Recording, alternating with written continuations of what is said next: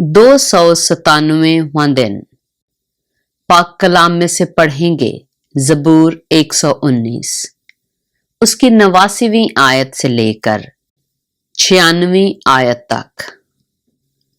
ऐ खुदावंद, तेरा कलाम आसमान पर अबद तक कायम है, तेरी वफादारी पुश्त दर पुश्त है। तूने जमीन को क़याम बख्शा और वो कायम है। वो आज तेरे अहकाम के मुताबिक कायम है, क्योंकि सब चीजें तेरी खिदमत गुजार हैं।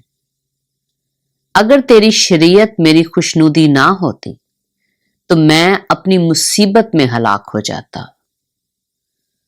मैं तेरे कवानीन को कभी ना भूलूंगा, क्योंकि तूने उन्हीं के वसीला से मुझे जिंदा किया है।